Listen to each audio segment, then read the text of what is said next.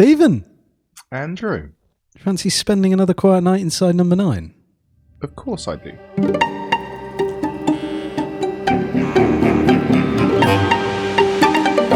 And the winner is... ...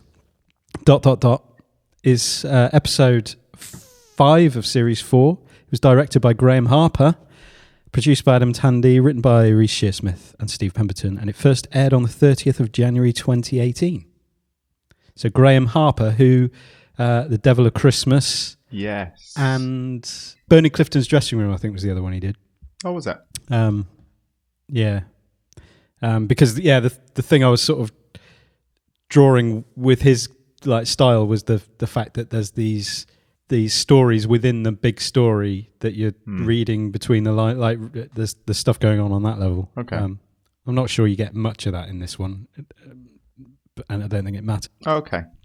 What's quite impressive is that with a range of different directors, I think it's a good thing that you don't really feel like there's like a director's print on it. No. In terms of everyone that's directed by Guillermo Morales feels like a Guillermo Morales one. I don't think I would be able to tell on an episode by episode basis who out of like the rotating cast of directors was the guy who did it. No, I wouldn't have. It was only kind of reading up afterwards that I was like, oh, Graham Harper did this one. I wouldn't have picked that at all.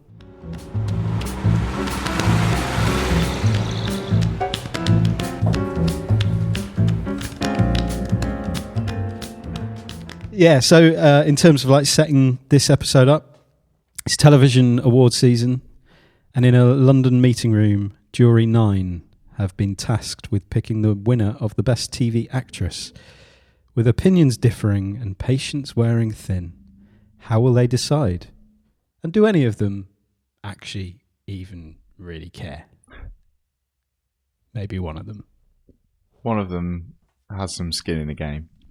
Yeah, so initial reactions to this episode? I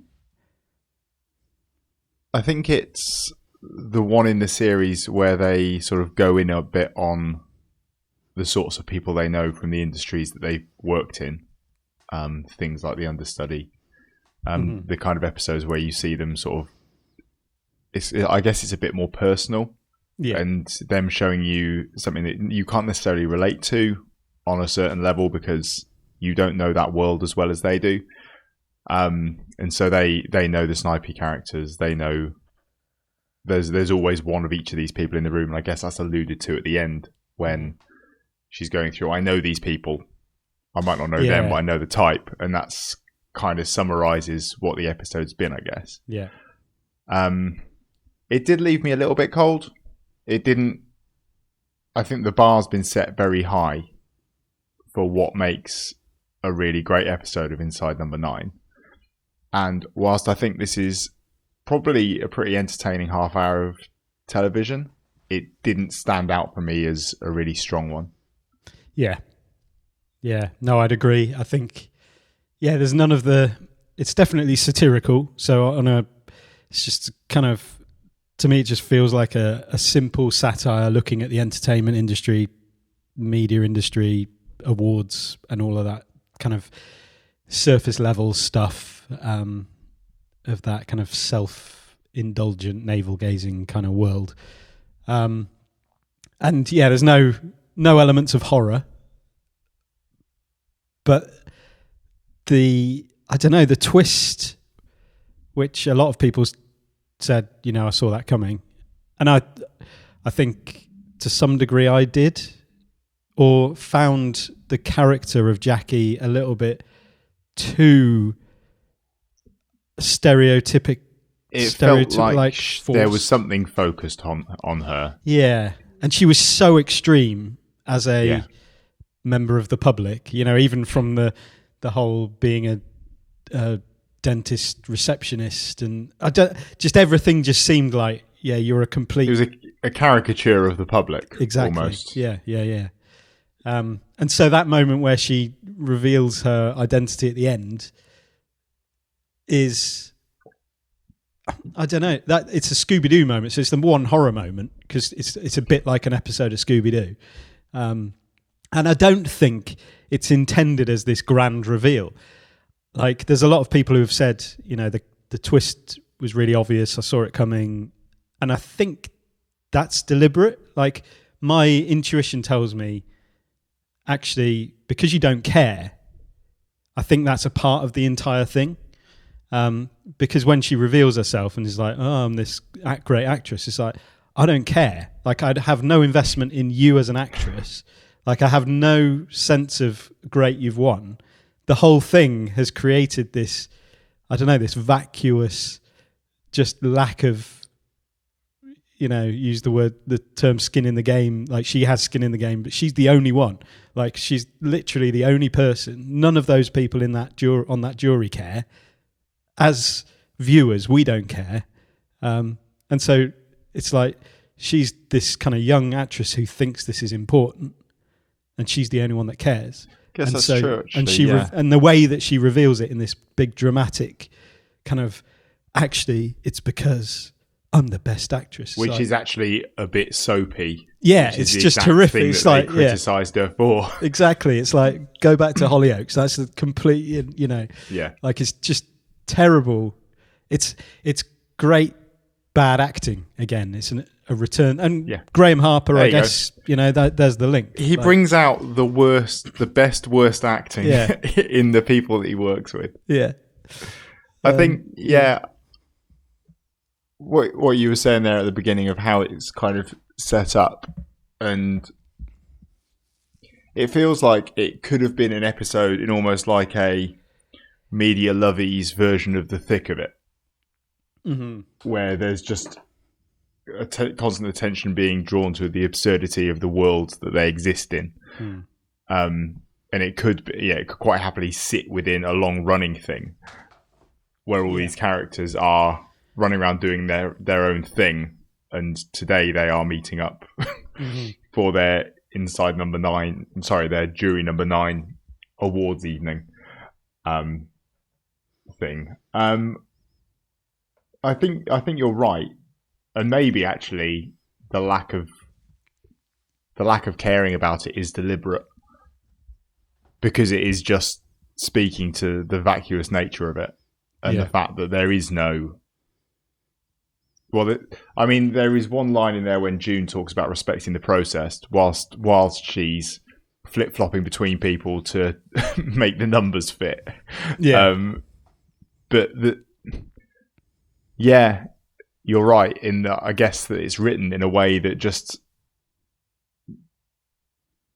it takes any sort of feeling you have in any direction away from it by pointing out how ridiculous this whole thing is. There's no point in being invested in this, because being invested in it actually is completely irrelevant. And that's true of real award season. Hello. Hi. I'll just let's have a black coffee, please. Okay. No. Jackie doesn't work here. She's our member of the public. She's actually on the jury. Oh gosh, sorry, I didn't mean to. That's all right. I don't mind. Yeah. I'm Clive Carroll. Pleased to meet you. Clive's one of our finest writers, aren't you? He won the Breakthrough Talent Award for television drama. Oh wow. When was this? Oh, a couple of years ago. 2003, wasn't it? Was it that long ago? Yeah, I suppose it was, actually. Yeah, it is a good, I think, multi-layered satire, having a dig at the characters in it. So those typical, you know, as Paula says, like, she knows these characters.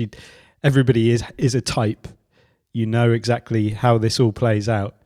Having a little satirical jab at that, and then just at awards in general, just like, this is not the thing that matters.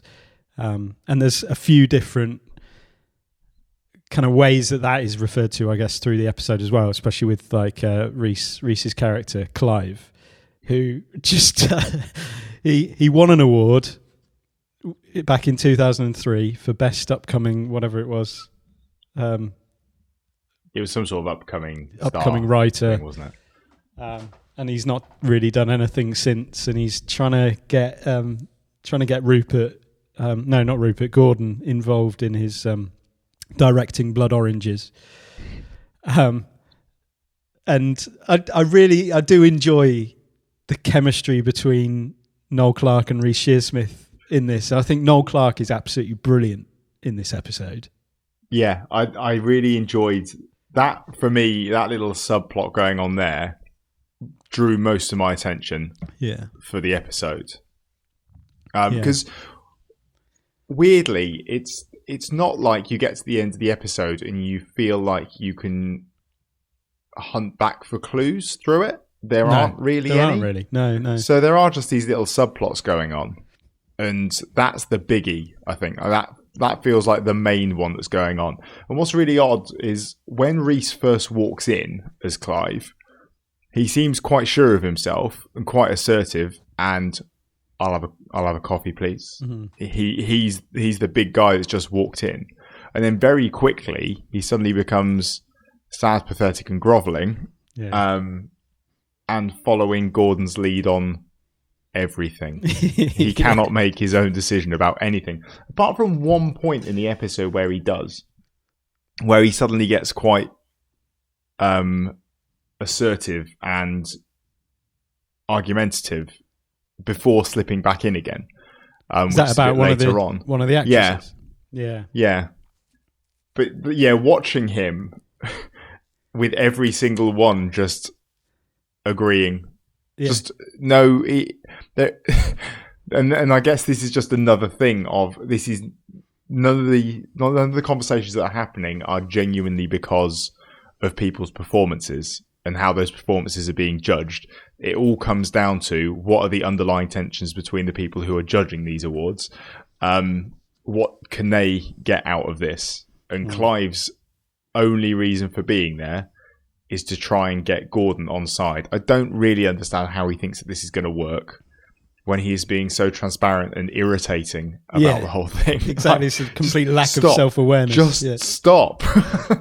Stop agreeing with me right now. I know what you're doing. Yeah, it's brilliant. I do enjoy, and when he's put in that position, you know, where you've got that tension around discussing Anna. And he has to make the decision first. And it's like, okay, Gordon's said, I'm not going to, I won't leave the jury, but I'm not going first. And then Clive has to sort of second guess, what is Gordon going to think? And that's quite a cool little moment. Yeah, she was brilliant. Brilliant. And then he's like flip-flops as soon as... I completely agree. He made some really interesting points there. Clive, what did you think of Anna's performance?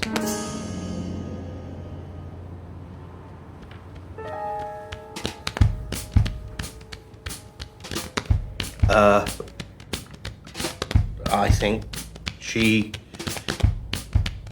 was brilliant. Actually, it's a very contemporary story, very well told. She brought great authenticity to that world. It's fantastic. The Cockney Australian accent that he decides to try and pull out. I've never heard anyone attempt that, nor do I ever want to hear anyone attempt that ever again. That includes you. Don't. Okay, mate. If you go, that's fine. That was just straight Australian. Straight you can up do that Australian. As much as, you can do that. Just don't do Cockney with it. Okay. Yeah. He has no self-awareness. It's awful. Yeah. And it turns out that all that desperation is for nothing. There's the moment that really made me laugh out loud was the timing. You know, when it kind of all culminates in that discussion between Gordon and June. And Gordon's basically saying nothing that you do matters. About the Hotel Babylon review. Yeah, and she's like, "What do you mean by that?" And then Clive's like, "You don't have to answer. You don't have to answer that. I want to answer that. Let him speak." I think the timing of that is just so good. Yeah, No, Renee, you said you thought she was brilliant like a second ago. Well, I'm allowed to change my mind. Gordon's made some really interesting points. And how can you say she lacked the emotional range? She went through the mill in this. I don't know, June. How could you say my direction of Hotel Babylon gave you a headache? I never said that. Yeah, Gordon Norris directs like a toddler with ADHD. His showy camera moves had me reaching for the paracetamol in the first 10 minutes. Gordon, I think that's... Like I said, Gordon, it's water under the bridge. It doesn't matter. No, it doesn't matter. Because nothing that you do matters, June. What's that supposed to mean? You don't have to answer that, I Gordon. want to answer it. Let him speak. You are a parasite. Jackie has more to contribute than you. David, honey, you only ever remember your bad reviews. You must have a bloody good memory. Fuck you, you withered asshole. All right, everybody, please, let's just calm down. I suggest we take a 5-minute break, come back, and if we can, choose a winner. As you say, that the interactions between, I guess, between Noel Clarke and Reece Shearsmith, the kind of the looks that they throw between each other and things like that, it's just really nice. That was like the big link throughout the episode. That was the thing that I found quite surprising when it came to the end, and that being the reveal, was quite how unconnected they were.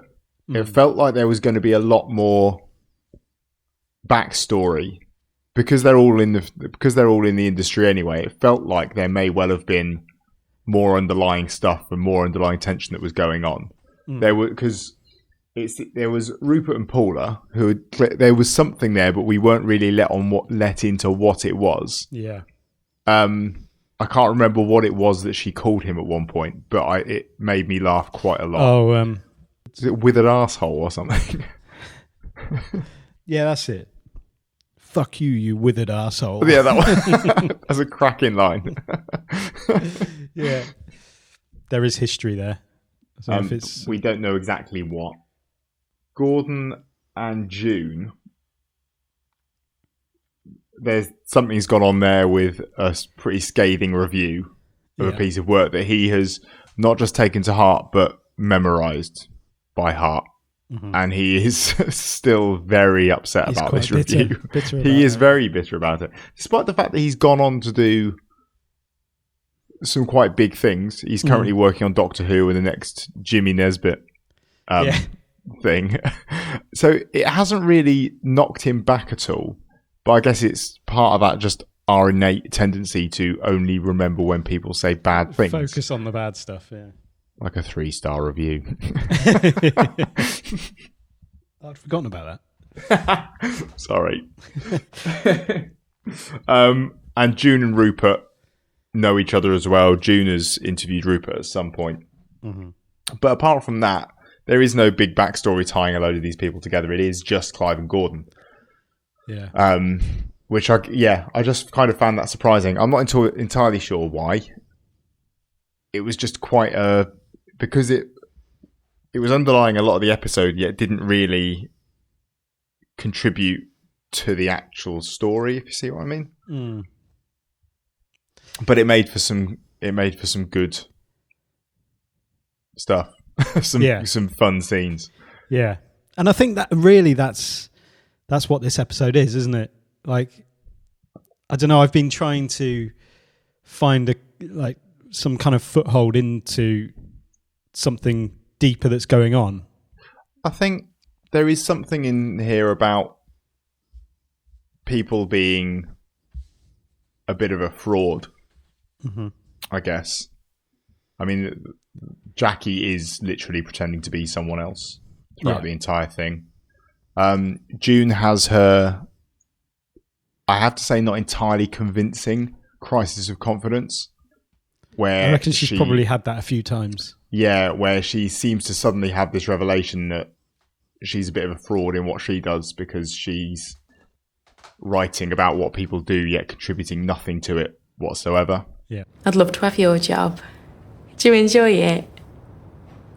Wow. I'm invited to every premiere. I'm at every awards ceremony. I get to walk the red carpet alongside the stars.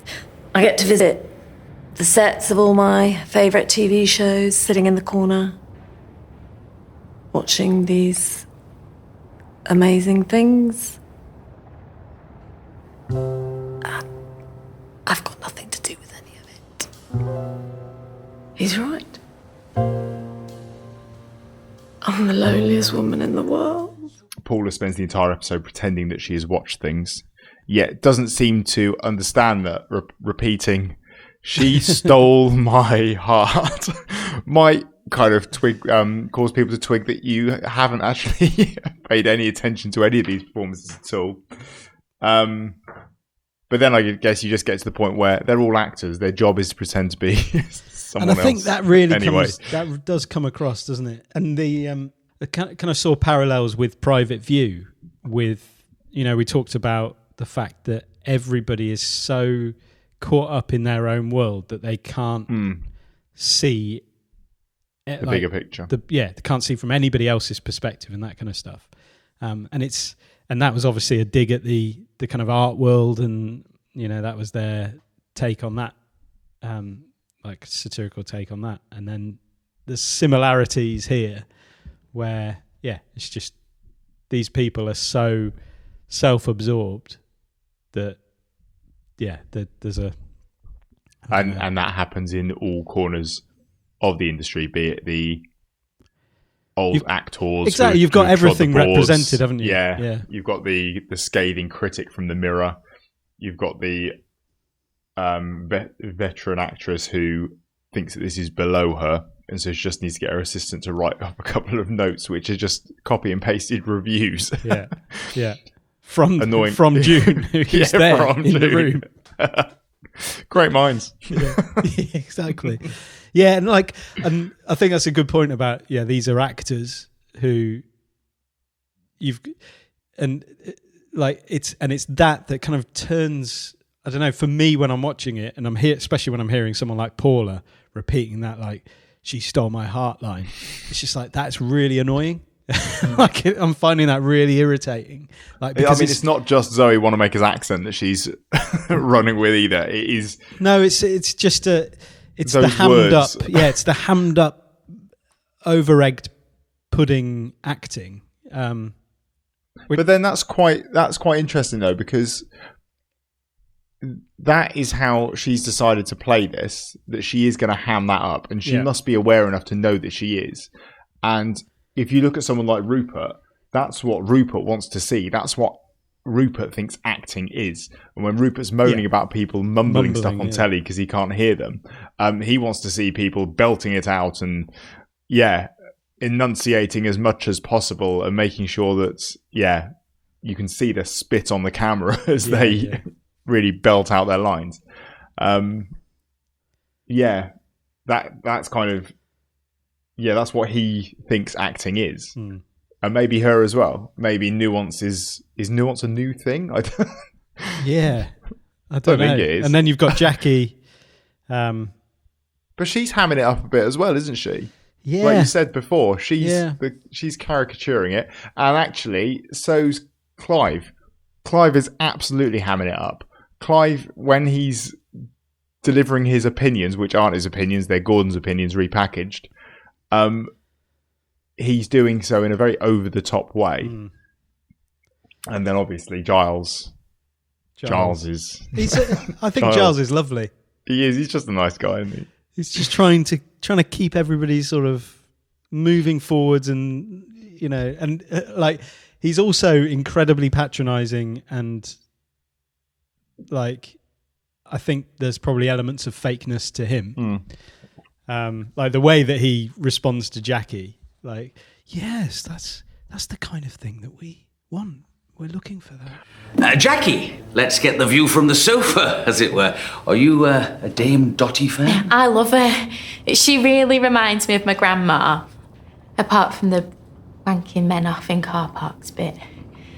But she's always so funny and so twinkly, if that's a word. It is. It is a word. But it's interesting because the character she's playing here, Mrs. Crabbe, is actually quite cantankerous and sour to begin with, isn't she? Yeah. And that's what makes her a good actress, because she's not like that in real life, is she? See, I did wonder, because he was so much like that. I did wonder when he was on his own at the end with all the tablets. I didn't see the twists coming, so I did wonder whether that something was going to happen there. Mm-hmm. And he's just the underhand one who'd been up to something, but no, his own winner. He just wanted to pick up the tablets. Yeah. And what's interesting is that Jackie, or what's the name of the actual Kelly Marsden? Kelly, yeah. She doesn't actually vote. No, and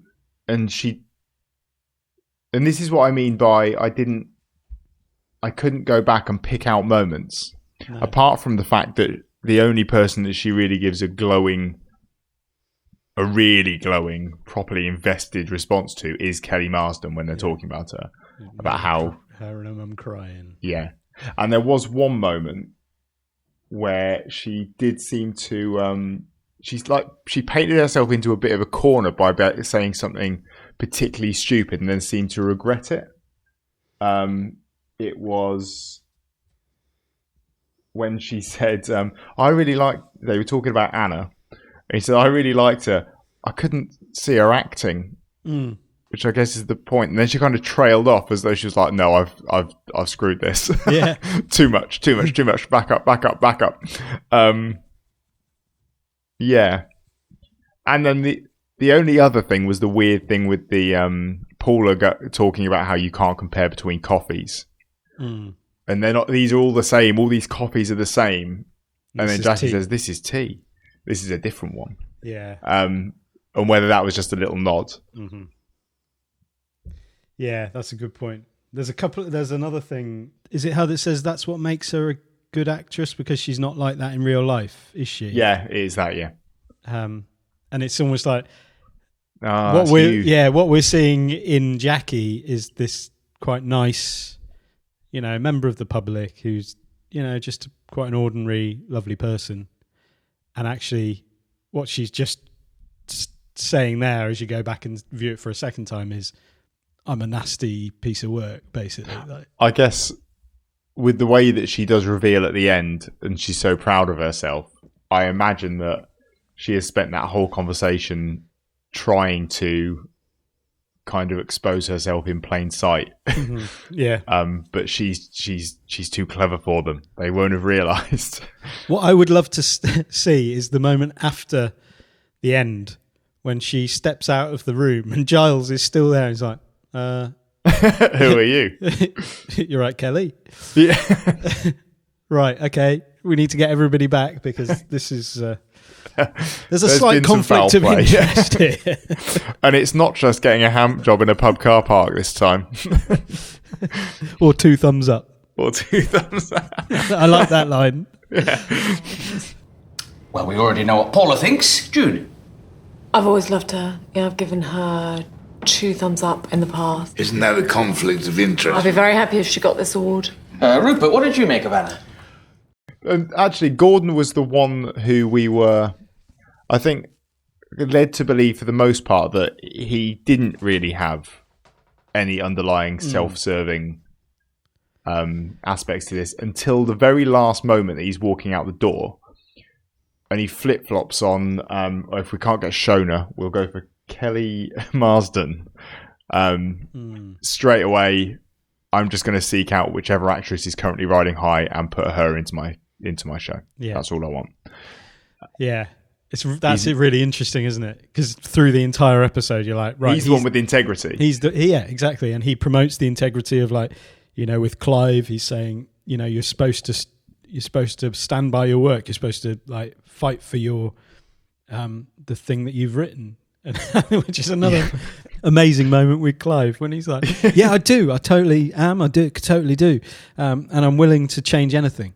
I mean, in the initial thing, isn't one of the characters he's talking about a Japanese woman? That's at the end when he's when he goes to the pub with Rupert and he says, I've got a perfect part for you. It's a 30-year-old Japanese woman. That's having said that he's willing to make the roles more diverse. He's going from possibly one of the least represented groups that you will see on television, a female Japanese lead, that he will give to a old white man. Old white man. Instead. I think that's one of the best lines in the entire thing. Bit awkward, wasn't it? Yeah, he's apologised. It's fine. Just so you know, there's going to be lots of diversity in Blood Oranges. Blood Oranges? My script. No, you haven't read it.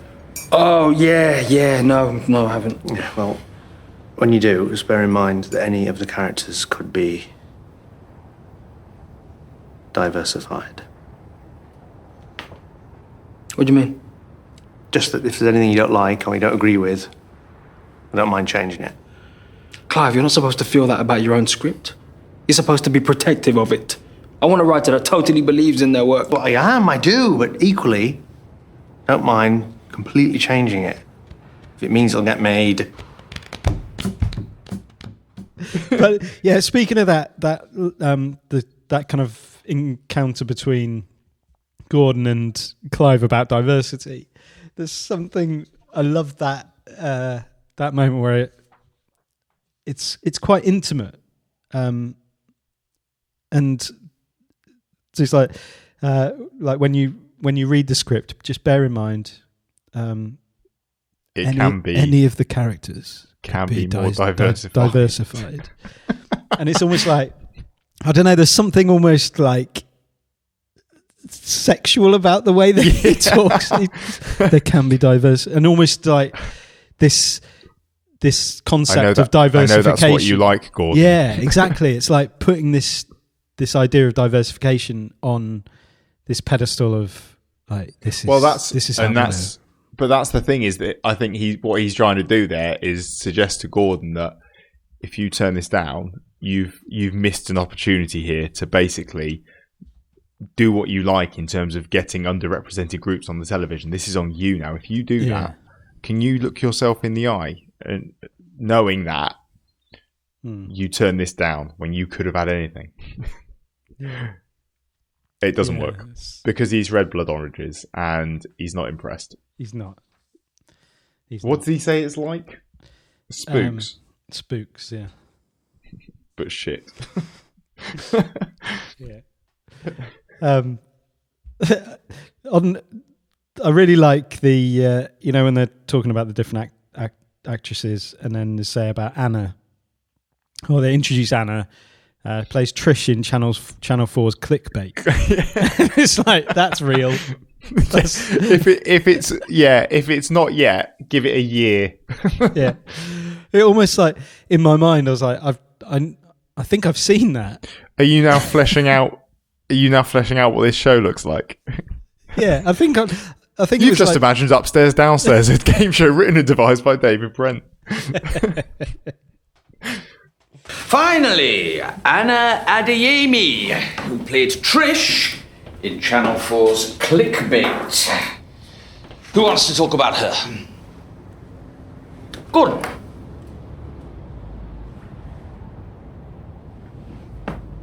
What are you all looking at me for? Just because you are a director and you may well have some thoughts on... The black actress? No, not at all. She is an actress nominated for this award. Oh, so it's not the coloured girl? What did you... It's the nominee we are discussing is Anna Adeyemi. Anna Adeyemi stole my heart. I see what this is. I now understand why I'm on the panel. It's my unique insight into all things black. Not at all. You are here because you are a valued industry professional, same as everybody else.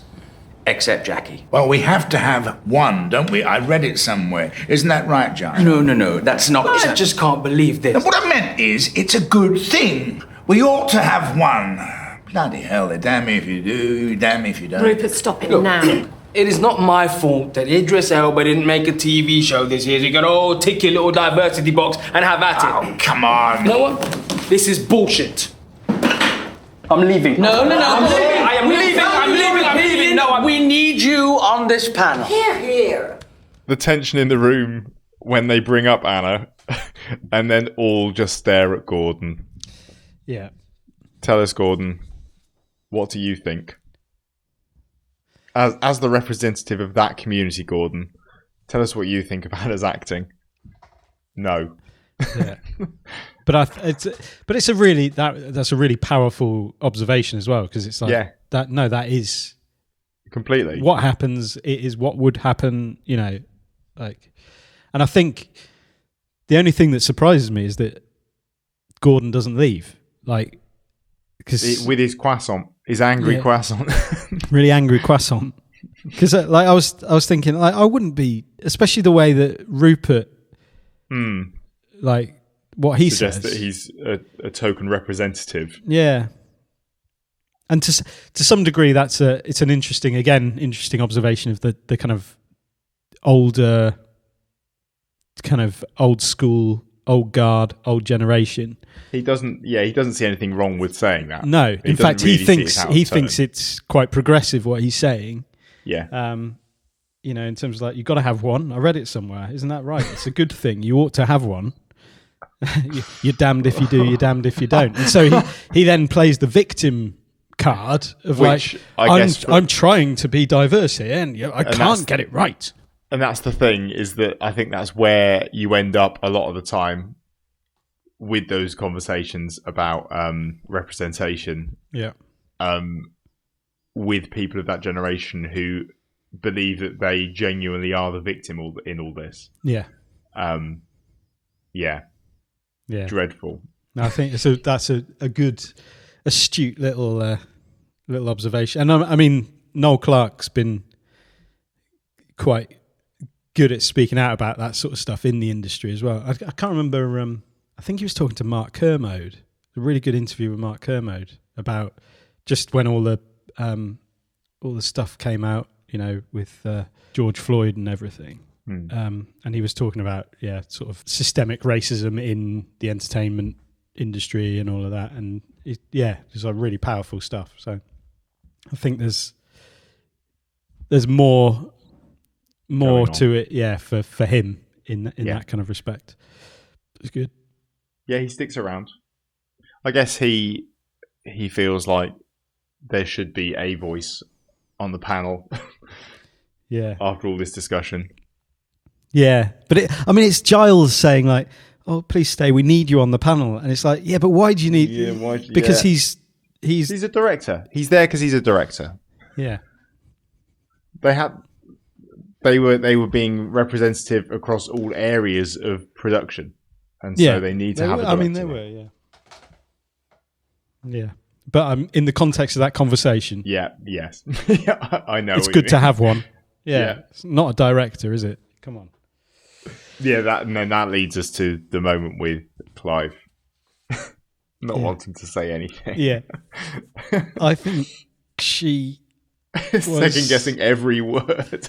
It's like just looking at him for his reaction to every word. But that was brilliant. Was that Noel Clarke just went completely deadpan? Yeah, so good. I'm going to give nothing. I'm going to give you nothing right now. Yeah. I know what you're looking for. You're not getting it. And then he comes out with it. I agree with Rupert, actually. That was really well done. Yeah. With the person who's just slighted me in the worst possible way. Exactly. That's what annoying you is now worth to me, Clive. Oh, Clive and his but that's the thing there. Cut. But I think that was another example of nothing that's being said in this room is actually representative of anyone's opinions at all. No, I think that Gordon may well have gone with Rupert. It was just to annoy, just to get Clive, annoy Clive. Yeah.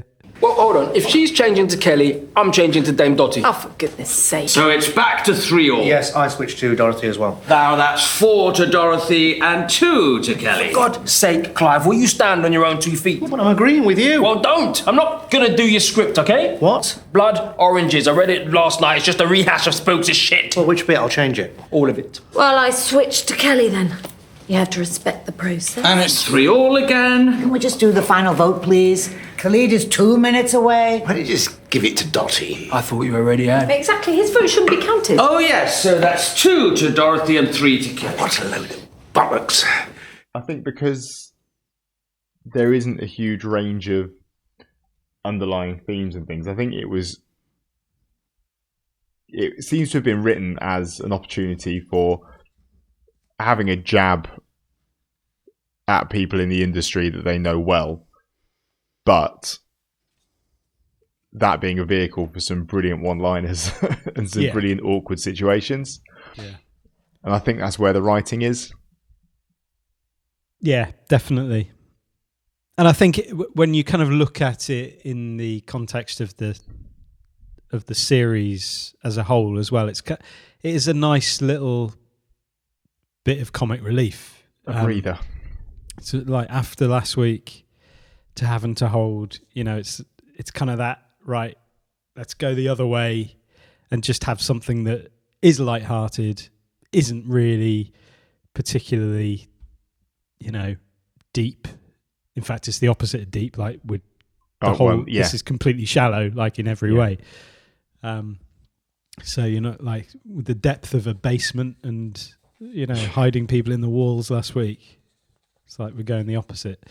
And I think that when we kind of look at the arc of the series, it's quite appropriate. I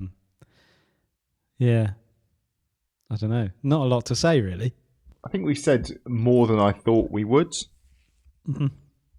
When I first came away from watching it and then watching it for the second time just before we came on. Yeah. I did sort of enter the conversation thinking, where's this going to go? Yeah. Yeah, same here. But actually, there's a fair bit. I think we've managed to squeeze some blood out of that orange. Oh, mate.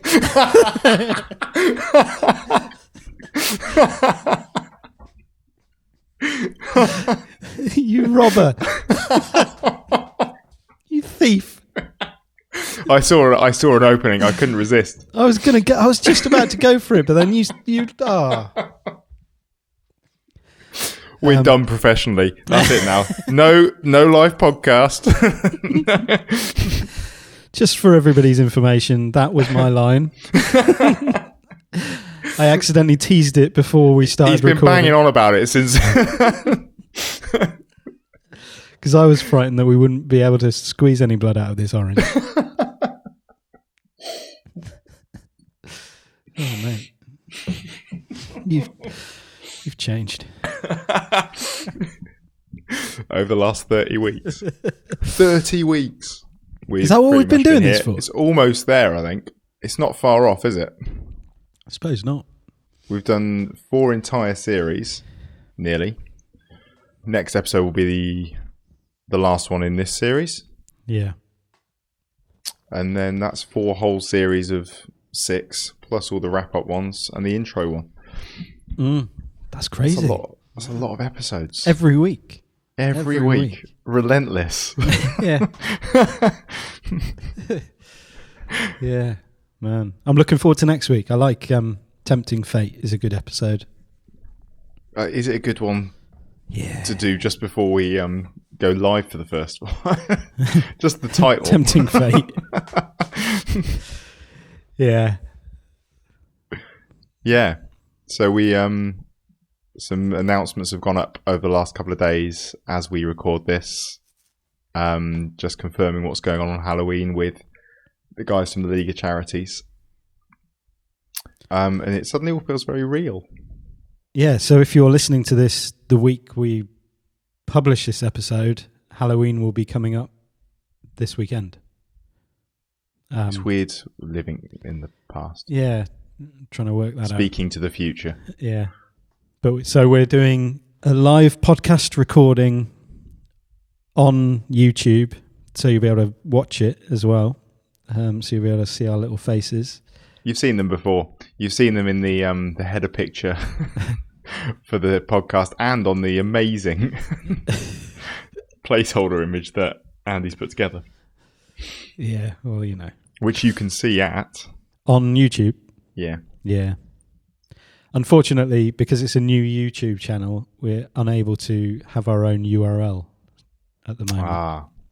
So it's like a ridiculous URL, but we'll put it. I reckon we'll pin the tweet. Should we pin a tweet with the link to it?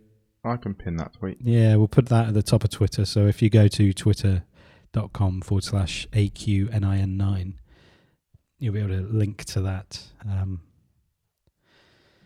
Yeah, and so 10 o'clock, it'll be GMT by Halloween. Now, yeah. That's when we're going to do the live watch-along, tweet-along of Deadline. And then after we finish watching it, we'll hop straight on. I've given a 10-minute window just so that we can make sure everything's working okay. Make sure that technology is on our side. Iron out any gremlins. Exactly. That sounds a little bit messy. Subscribe to the YouTube channel so you know when we go live. Yeah. Although a clock will do the same job because it will be at 22:11 on Halloween. On Halloween. Exciting times. Yeah. And if you're listening to this after that point, then sorry. This is irrelevant. Turn off now. All right. Well, have a great week, and we'll speak to you again next time. Yeah. Goodbye. Bye-bye. Sorry, forgot my phone. Oh, Jackie. I hope that wasn't too bruising for you. These artistic types can be fairly temperamental, as I'm sure you're aware. So do you know who won? Yes, and I think you'll be satisfied. Let's just say they voted with their hearts rather than their heads, and part of that is down to you, so well done. Cheerio.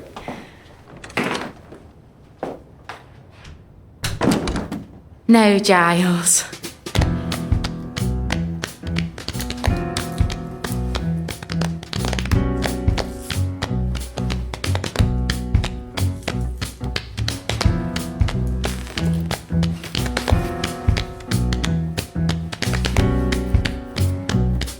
It's because I'm the best actress.